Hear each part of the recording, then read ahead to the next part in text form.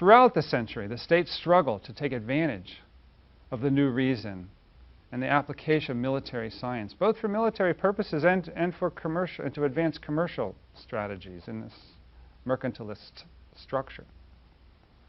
The artillery was the first to establish formal engineering schools, beginning in the neighborhood of 1720, early in the 18th century.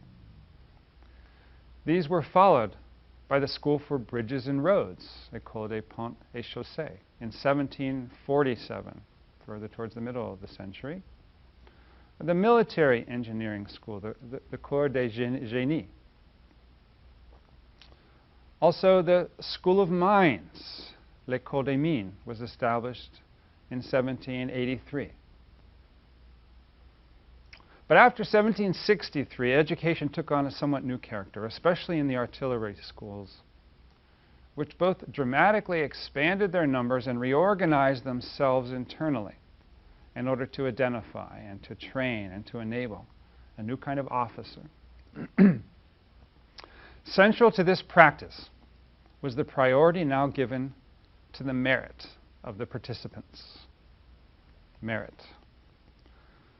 Put most crudely, I guess, this new interpretation of merit was a measure of one's capacity for reason. That is, if the application of reason to society furthered society's progress towards a state of godlike perfection, then authority within society should be put in the hands of those most capable of exhibiting reason. In other words, the order that existed in nature extended to human beings who differed from one another according to their level of merit. The only vehicle for reliably revealing merit was education. So it wasn't that education instilled merit in its pupils and in its students. Education wasn't a means just for achieving improvement in a British and especially in American 19th century sense. Rather, education served the function of revelation, revealing differences among natural capabilities. Also, in principle, merit was something that could be measured objectively. Which is especially important given the increasing separation between the military bureaucracy and the king.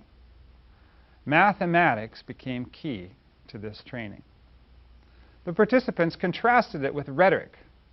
Rhetoric, which had been central to education really since the Renaissance, and it involved training in eloquence, preparing men for public life.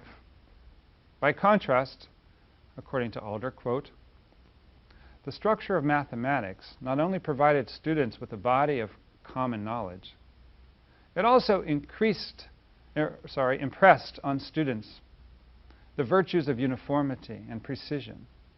These were the virtues that made agreement matter. End quote. But not everybody got the same mathematics. Some groups were limited to basic algebra and geometry, but the more advanced groups actually studied infinitesimal calculus.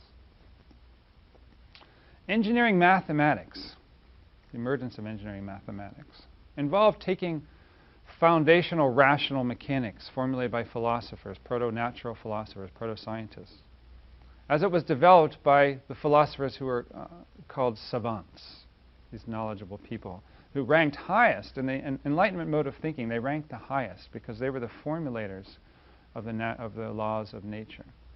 The engineers took this and applied it in analysis, engineering analysis. In the French context, engineering analysis became more important than geometrical synthesis, because engineering and analysis did not just organize what existed, but facilitated the exploration of the unknown.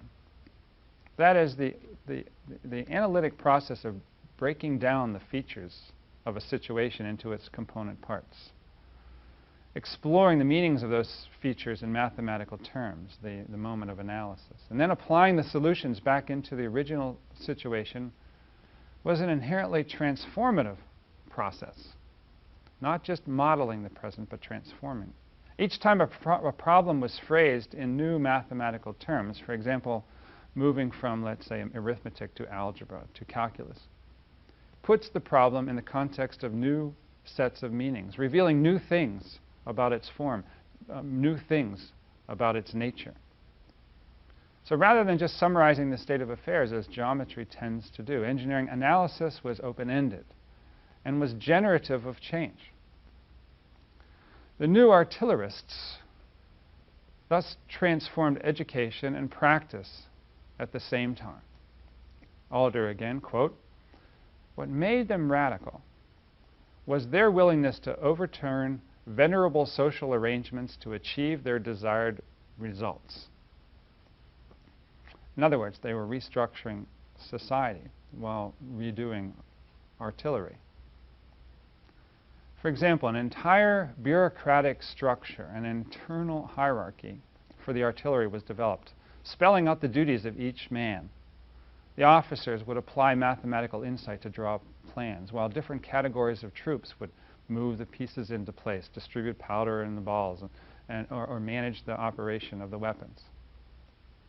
A new kind of engineer thus emerged in this system, one that involved not only in producing weapons of war, but an engineer who systematically applied mathematics to adequately serve the state and provide a site for innovation.